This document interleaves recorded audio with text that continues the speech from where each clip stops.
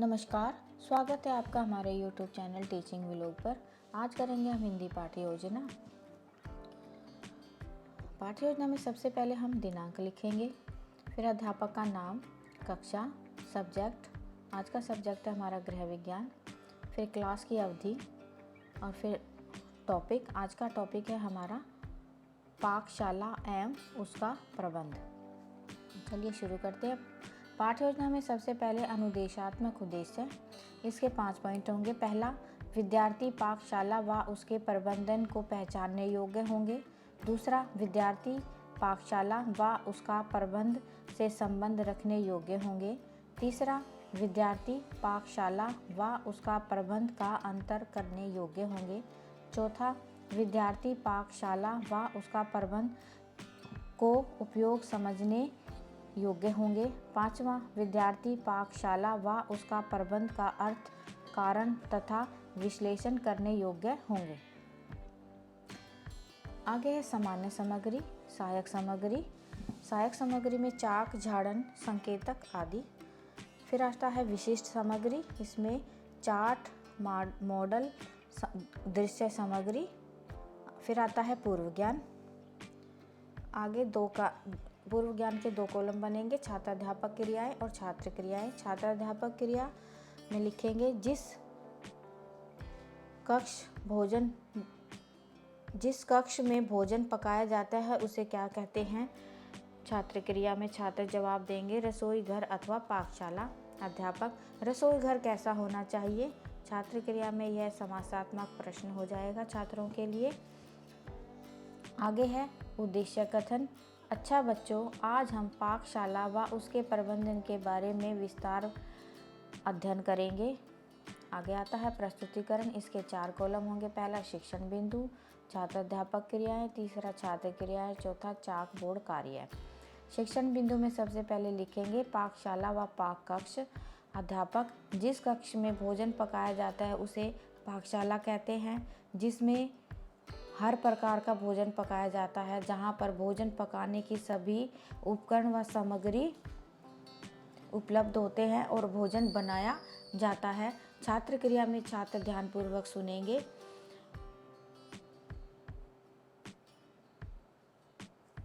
चाकबोर्ड कार्य में हम एक शामपट बनाएंगे और शामपट पर हम लिखेंगे पाकशाला व पाक कक्ष।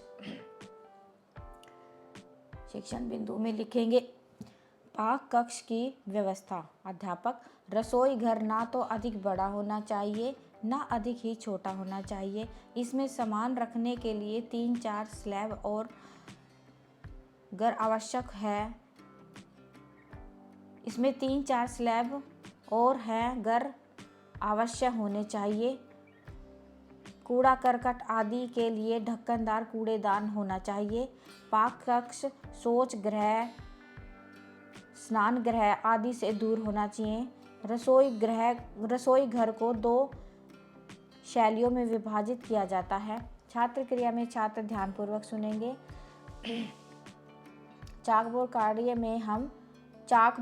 कार्य में हम एक शामपट बनाएंगे। शामपट पर हम लिखेंगे पाक कक्ष की व्यवस्था सही होनी चाहिए, कूड़ा करकट आदि नहीं होना चाहिए, ढक्कनदार कूड़ा की बाल्टी होनी चाहिए, शौच से दूर होना चाहिए आदि। आगे आएगा बोध परीक्षण। रसोई घर की खिड़कियां आमने सामने क्यों नहीं होनी चाहिए। कूड़ा घर कहाँ बना होना चाहिए। छात्र क्रिया में छात्र जवाब देंगे पर्याप्त मात्रा में अधिक प्रकाश आ सके,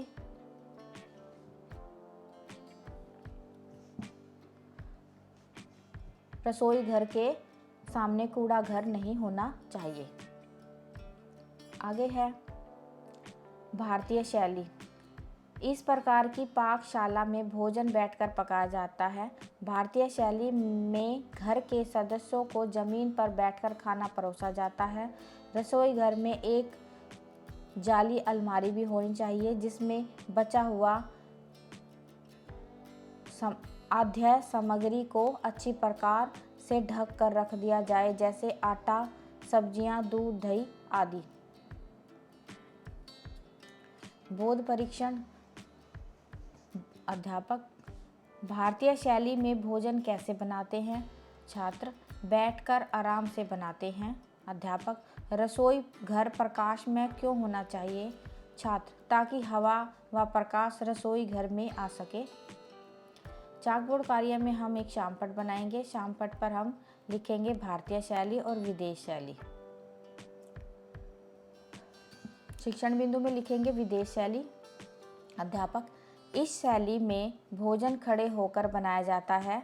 इस प्रकार के रसोई घर में दीवार के साथ कमरा तक की ऊंचाई की एक स्लैब बनी होती है, जिस पर स्लैब या गैस चूल्हा रखा जा सकता है। रसोई घर प्रकाश में होना चाहिए। सामान्य तथा खाद्य सामग्री सजाने के लिए अलमारी आदि की व्यवस्था होनी चाहिए। छात्र क्रिया में छात्र शांत बैठेंगे। चाकबोर्ड कार्य में हम शामपट बनाएंगे और शामपट पर लिखेंगे नीचे बैठकर खाना भारतीय शैली है, खड़े होकर खाना बनाना विदेशी शैली है। आगे आता हमारा पुनरावृत्ति।